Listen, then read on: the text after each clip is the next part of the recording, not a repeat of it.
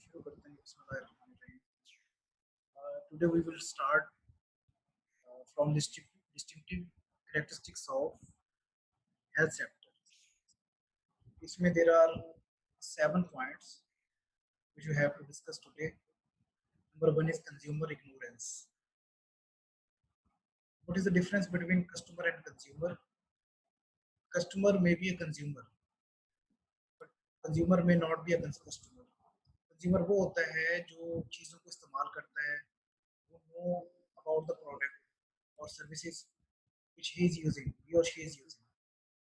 Consumer ignorance का मतलब ये है कि अगर आप उस शख्स को, उस मेल को या फीमेल को, उस क्लाइंट्स को, उस पेशेंट्स को इग्नोर कर रहे हैं सर्विसेज को या प्रोडक्ट को डिज़ाइन करते हुए जिसने उसको यूज़ करना है, जो उस प्रोडक्ट और सर्विसेज के बारे में जानता है, तो क्या होगा कि आपको वो बेहतर प्लान नहीं कर सकेंगे, बेहतर तौर पर प्रोडक्ट और सर्विसेज को बना नहीं सकेंगे, और वो the person who will use your product will not be happy. So consumer ignorance बड़ा इम्पोर्टेंट करेक्टरिस्टिक्स है हेल्थ सेक्टर की, कि आपको उसको इग्नोर नहीं करना, बल्कि उसको हैप्पी करना है, उसकी चीज़ों को सामने रखते हुए चीज़ों को डिज़ाइन करना है। Number two is non profit motive. Non profit motive से मुराद क्या है कि you are not earning for your owner as employ. उसमें जो भी प्रॉफिट होता है वो ऑर्गेनाइजेशन के ऑब्जेक्टिव को मीट करने के लिए, उसके स्ट्रक्चर को आगे बढ़ाने के लिए मतलब वो काम किया जाता है। उसमें कोई ऐसी अर्निंग नहीं होती जो ऑनर को जाती है। थर्ड वन पर है large component of personal services. Personal services से मुराद क्या है कि अगर खुदा न खास्ता आप मैरिड हैं, आपकी वाइफ बीमार हो जाती है, या आपका भाई बीमार हो जाता है, या फादर या मदर बीमार हो जाते हैं, तो हम क्या करते हैं कि हम खुद वो सर्विसेज प्रोवाइड कर रहे होते हैं जो ट्रेन नर्सिंग प्रोवाइड करते हैं। तो इसमें ये भी एक फैक्टर इन्वॉल्व होता है कि हम पेशेंट्स को घर ले आते हैं और खुद उसकी देखभाल करते हैं, जबकि अगर वो हॉस्पिटल्स के अंदर हो तो वो आपको पे करना पड़ेगा। तो ये भी एक इसकी हेल्थ सेक्टर की एक जो है वो कैरेक्टरिस्टिक्स है। रिस्ट्रिक्शंस ऑन कंपटीशंस, इसमें क्या होता है, पाबंदी होती है कंपटीशंस के हवाले से। मिसाल के तौर पर हेल्थ सेक्टर एक ऐसा है जहाँ पर आपका प्राइमरी मोटिव क्या होता है कि आप अपने क्लाइंट्स को हेल्थ सर्विसेज प्रोवाइड करें, उसकी जान बचाएं, उसकी सेहत को बेहतर बनाएं।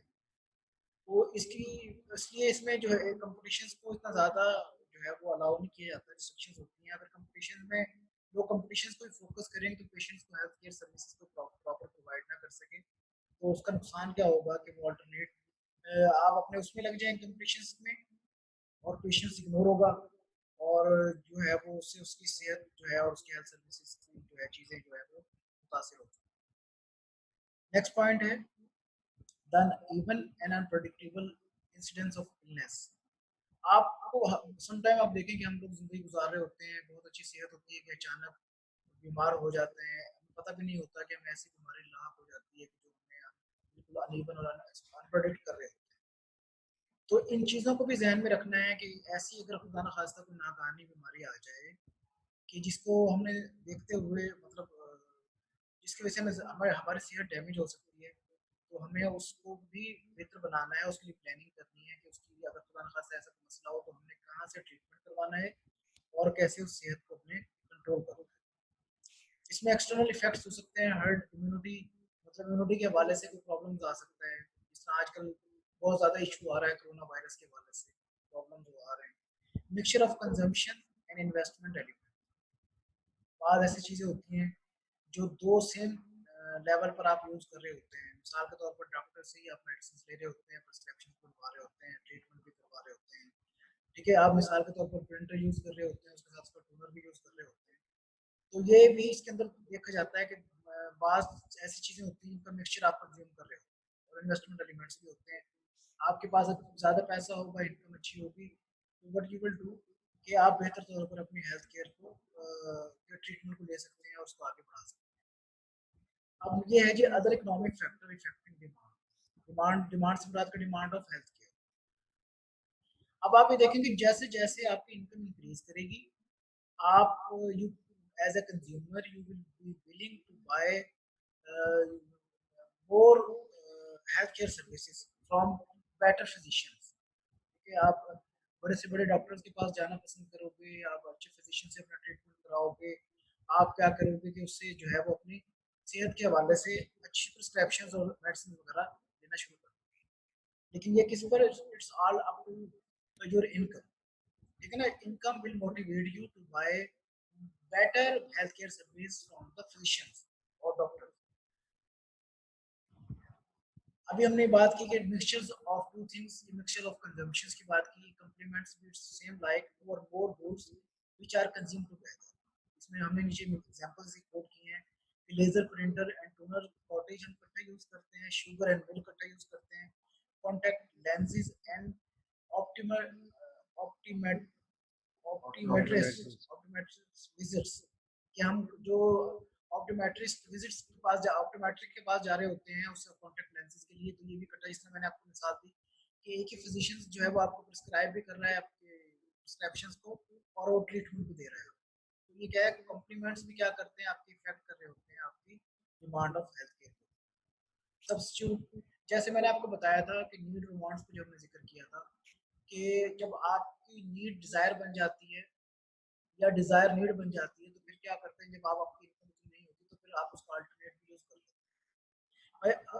सब्स्टिट्यूट्स कहते हैं किसे, other goods which satisfy the same wants और प्रोवाइड सेम कैरेक्टरिस्टिक्स। मैंने आपको बताया था कि पानी ना मिले आप जूस पी सकते हैं, जूस ना मिले कॉफी पी सकते हैं, कॉफी ना मिले चाय पी सकते हैं। तो ये जो है ना सेम आपको सेटिस्फेक्शन दे रही है कैरेक्टरिस्टिक्स। जिस तरह doctor and health officer, generic and brand name drug, private and public hospitals, तमाम के तमाम जो है ये इसके सब यूज कर सकते हैं, अल्टरनेट पैरेलल यूज कर सकते हैं। अच्छा, इकोनॉमिक के अंदर एक बड़ी मशहूर टर्म है equilibrium of supply and demand. ये आपको के लिए बहुत इंपॉर्टेंट टॉपिक है। इक्विलिब्रियम कहते हैं बराबरी की सतह को। बराबरी की सतह से पहले आपको समझना होगा डिमांड और सप्लाई को। डिमांड क्या है, आपकी तलब है, किसी चीज को हासिल करने की आपके अंदर जो ख्वाहिश है, एक तलब है, वो उसको डिमांड कहते हैं। और रसद क्या है कि उसकी उसकी सप्लाई है कि आपको वो जो आप डिमांड कर रहे हैं क्या वो आपको मिल भी रहा है या नहीं मिल रहा। इक्विलिब्रियम वो लेवल होता है जहां पर आपकी demand and supply in balance होती है। ये जुमला याद रखें कि when two economic variables, supply and demand variables हैं, वेरिएबल्स क्यों हैं, which can be change. Supply भी चेंज होती है एंड डिमांड भी चेंज होती है। डिमांड बढ़ जाती है, सप्लाई भी बढ़ जाती है, डिमांड बढ़ जाती है, सप्लाई कम हो सकती है, सप्लाई बढ़ सकती है, डिमांड कम हो सकती है। तो ये वेरिएबल्स चेंज होते हैं।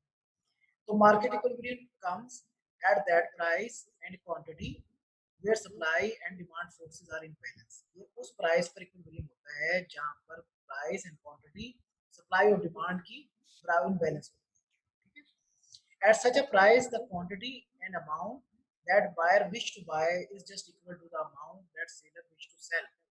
आप बाय सेलर हैं, मैं बायर हूँ। आप जिस अमाउंट पर सेल करना चाहते हैं, मैं जिस अमाउंट पर खरीदना चाहता हूँ, उसको हम इक्विलिब्रियम कहते हैं। मिसाल के तौर पर आप कहते हैं कि मैंने $100 का लैपटॉप देना है और मैं कहता हूँ कि मैंने $100 का ही लैपटॉप लेना है, तो ये इक्विलिब्रियम है। आप क्या करेंगे, सप्लाई देंगे और मेरी ये डिमांड है कि मैं आपसे लैपटॉप परचेज करूँ। ठीक है।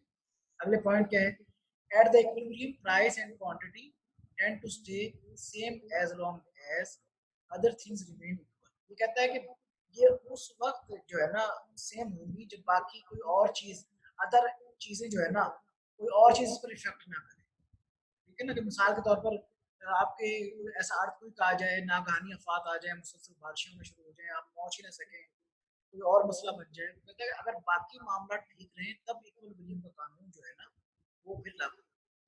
Equilibrium price and quantity come at that level where the amount willingly supplied equal to the amount बात कर रहे हैं सप्लाई और डिमांड जो है ना वो बराबर। In the competitive market, this equilibrium is found at the intersection of supply and demand curve।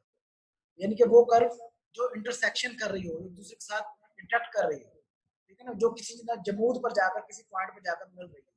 ठीक है, इसको वो कम्पिटिटिव मार्केट कहते हैं, इक्विलिब्रियम कहते हैं। तो आप उसको उस कर्व, इंटरसेक्शन कर्व से आप इसको फाइंड आउट कर सकते हो कि आपको पता चल सकता है यहाँ पे जो मुल्क के अंदर जो एक कंपटीशन की जो फिजा है वो इक्विलिब्रियम लेवल पर है। No shortage and no surplus are found at equilibrium price.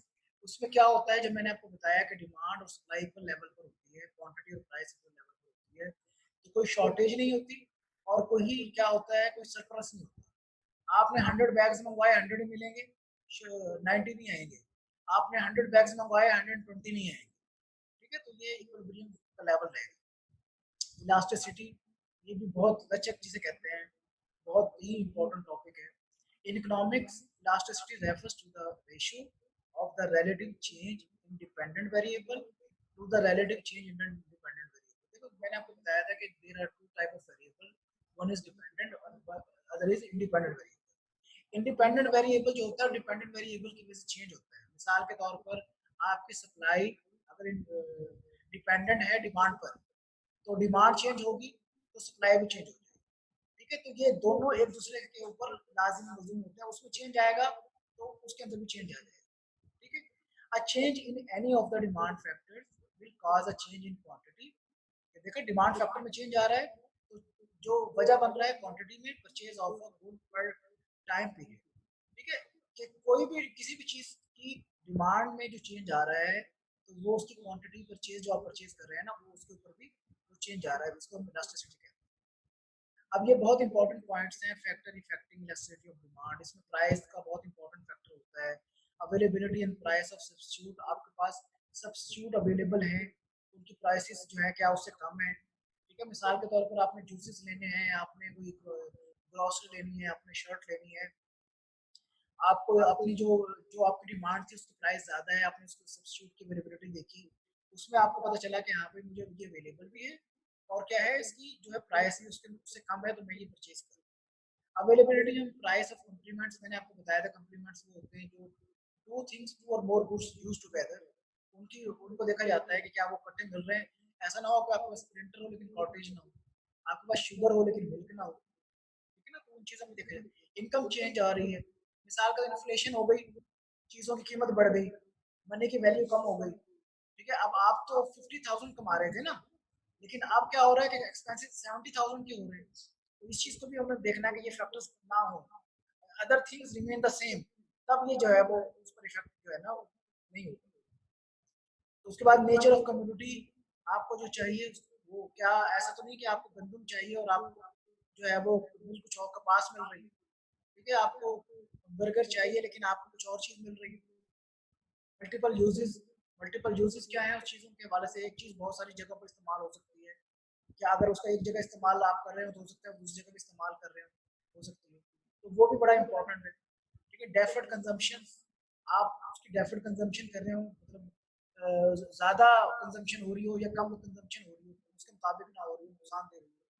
ठीक है, position of the community in consumer budget, अब आपका बजट था, आपने बजट बनाया लेकिन वो क्या हुआ कि उसकी जो कम्युनिटी है उसकी प्राइस ज़्यादा है, जो आप फ्रिज लेना चाहते हैं एसी लेना चाहते हैं लेकिन वो आपके बजट में नहीं आ रहा, तो ये भी इलास्टिसिटी ऑफ डिमांड आपकी कम कर रहा है। ठीक है ना, आपने आपकी डिमांड तो है लेकिन आपके बजट में शामिल नहीं, आपकी वो कंजम्पशन नहीं है जो आप जो है वो डिमांड बनाना चाहते हो, जो लेना चाहते हो। ठीक है, उसकी मल्टीपल यूजेस में नहीं आ रहा हो, तो ये फैक्टर सारे के सारे आपके इफेक्ट करते हैं। उसके बाद इलास्टिसिटी डिमांड हेल्थ केयर में देखें, the demand may be affected by factors determined by the consumer, the provider, the supply or location of service। अब ये कहते हैं डिमांड